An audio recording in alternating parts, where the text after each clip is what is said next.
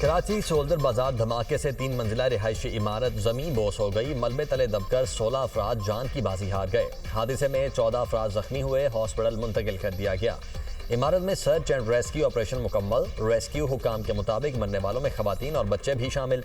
DG rescue की दुनिया news से खुसूसी गुफ्तगू। कहा, धमाका गैस सिलेंडर या कंप्रेसर से हुआ। जदीद आलात की मदद से लोहे को काट कर मलबा हटाया जा रहा है।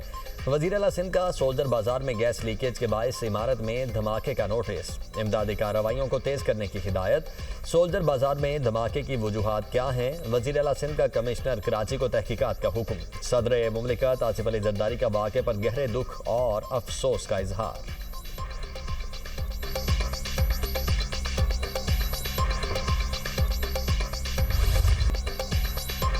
कराची सोल्जर बाजार में धमाके में मरने वालों के रिश्तेदार गम से निढाल। इमदादी टीमों के ताखीर से पहुंचने का शिकवा। जाँ बहक होने वालों के रिश्तेदारों का कहना है, इमदादी काम जल्द शुरू किया जाता तो कई जानें बच सकती थी। इलाका मकीनों के मुताबिक धमाके की शिद्दत से आसपास की इमारतें भी लरस गईं। तंग गलियों की वजह से रेस्क्यू हुकाम का ऑपरेशन में मुश्किलात का सामना।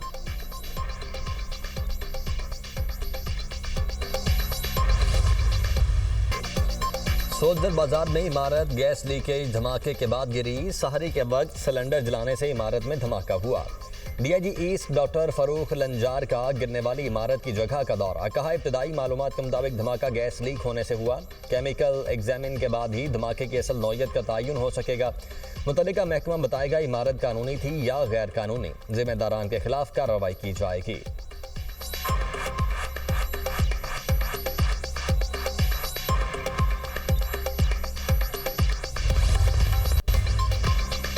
सदर हॉकी फेडरेशन तारिक बुगटी का ओहदे से इस्तीफा देने का ऐलान। कौमी हॉकी टीम के कप्तान इमाद शकील बट पर 2 साल की पाबंदी आए। तारिक बुगटी बोले, प्रो लीग के लिए फंड्स पाकिस्तान स्पोर्ट्स बोर्ड के पास से। पाकिस्तान स्पोर्ट्स बोर्ड हमें पैसे देने में नाकाम हुआ।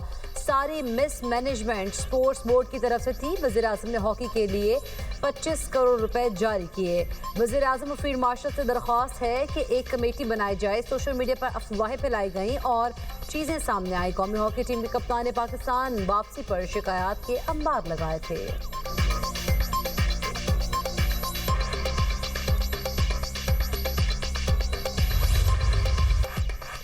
पाकिस्तान स्टॉक एक्सचेंज में रवां साल की सबसे बड़ी मंदी। स्टॉक मार्केट में 6,600 से ज़ायद पॉइंट्स की कमी रिकॉर्ड। 100 इंडेक्स 1,72,170 की सतह तक नीचे आ गया।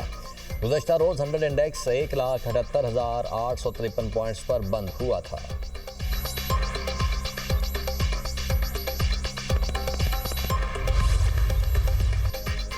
वज़ीर आज़म शहबाज शरीफ आज वाशिंगटन में गजा अमन बोर्ड इजलास में शिरकत करेंगे। नायब वज़ीर आज़म इसहाक डार भी इजलास में शरीक होंगे।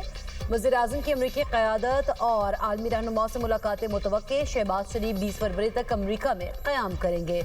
इजलास अमरीकी सदर ट्रंप की ज़ेर सदारत होगा। रुकन ममालिक की जानिब से $5 अरब से ज़ायद इमदाद के वादों के ऐलानात मुतवक्के। इजलास में 20 से ज़ायद ममालिक शिरकत करेंगे। सदर ट्रंप कहते हैं, इजलास में गजा की तामीर के बारे गौर किया जाएगा।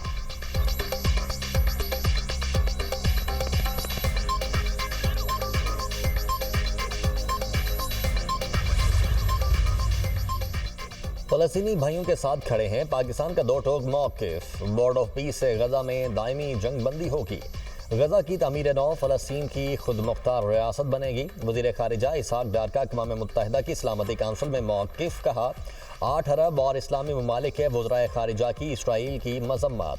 गजा की तामीर नौ और इंसानी इमदाद वक्त की अहम ज़रूरत है। फ़लस्तीनी अथॉरिटी का मरकज़ी किरदार लाजिम व मलजूम है।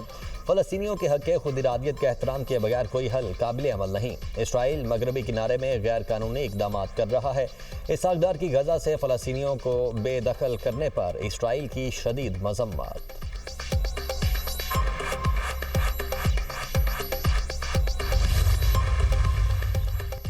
नायब वज़ीर आज़म और वज़ीर ख़ारिजा इसहाक डार की न्यूयॉर्क में मुलाकातें। मिस्री वज़ीर ख़ारिजा बदर अब्दुलाती से मिले। दो तरफ़ा ताल्लुकात और मुख्तलिफ शोबों में जारी ताउन पर इत्मीनान का इजहार। इसहाक डार की इंडोनेशियन वफ़द से भी मुलाकात। दो तरफ़ा ताल्लुकात का जायज़ा। दरीना बरादराना ताल्लुकात की गहराई और मजबूती पर इत्मीनान का इजहार।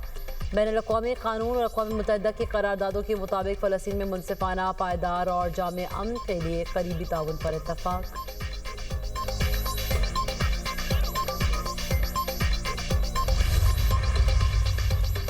वज़ीर-ए-आज़म शहबाज शरीफ के दौराए ऑस्ट्रेलिया में मुख्तलिफ शोबों में ताउन पर बातचीत हुई। दौराए ऑस्ट्रिया में 3 MOUs पर दस्तखत हुए। तर्जमान दफ्तर खारिजा का कहना है कि वज़ीर-ए-आज़म अमरीका के दौरे पर हैं।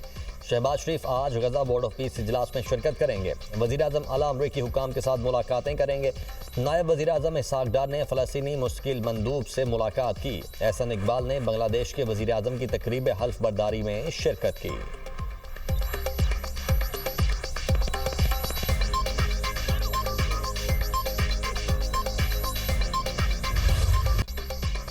अमेरिका रवां हफ्ते के आखिर तक ईरान पर हमला कर सकता है। अमेरिकी मीडिया का दावा। कहा सदर ट्रंप ने इस बारे में अभी तक हतमी फैसला नहीं किया। ईरान के खिलाफ कार्रवाई की मनसूबाबंदी पर काफ़ी वक्त सर्व किया जा रहा है। अमेरिका मुख्तलिफ अस्करी और सियासी पहलुओं का जायजा भी ले रहा है। अमेरिकी फौजी एहलकार अपनी तैयारियां मुकम्मल कर चुके हैं और खत्ते में किसी भी हंगामी कार्रवाई के लिए अलर्ट है। ईरान पर मुमकिन अमेरिकी हमले के खदशे के पेश नज़र इसराइल में सिक्योरिटी हाई अलर्ट। शहरियों को बंकर से करीब रहने की हिदायत कर दी गई है।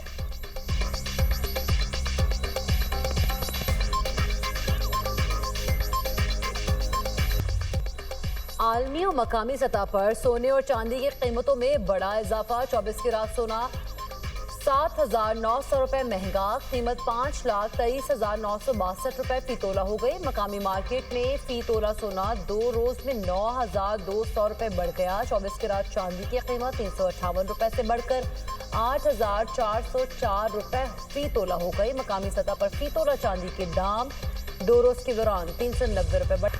सऊदी अरब हमारा अहम स्ट्रेटेजिक शराकतदार है। रूसी वज़ीर खारिजा सरगई लारोफ की अरब मीडिया से गुफ्तगू। कहा, मुझे सऊदी दारुल हुकूमत रियाज बहुत पसंद है।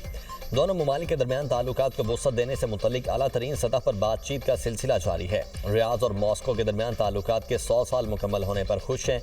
रूस सऊदी अरब को मशरिक़ वुस्ता में एक बाएतमाद शराकतदार के तौर पर देखता है।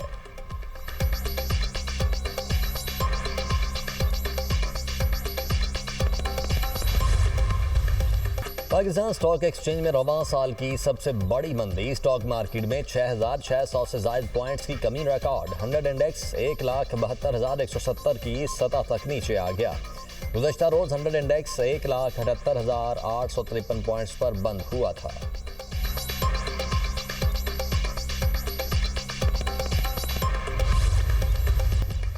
चीन में आतिशबाजी की दुकान में धमाका, 12 अफराद हलाक। धमाके से हाथे में आग भड़क उठी। रेस्क्यू एहलकारों ने आग बुझा दी। तहकीकात जारी। चीन के बड़े शहरों में आतिशबाजी के सामान पर पाबंदी।